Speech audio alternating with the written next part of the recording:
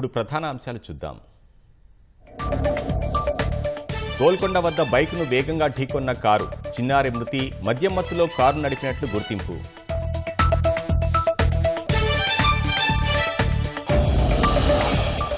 కేరళలో 5వ రోజు కొనసాగుతున్న సహాయక చర్యలు, ప్రభావిత ప్రాంతాన్ని పరిశీలించిన మోహన్ లాల్.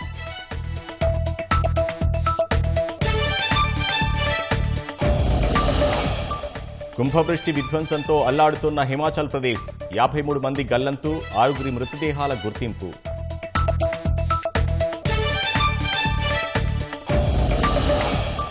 సిద్దిపేటలో నీళ్లు లేక ప్రాజెక్టులు అడుగంటిపోతున్నాయి, తక్షణ చర్యలు తీసుకోవాలని మంత్రి ఉత్తమ్కు హరీష్ రావు లేఖ.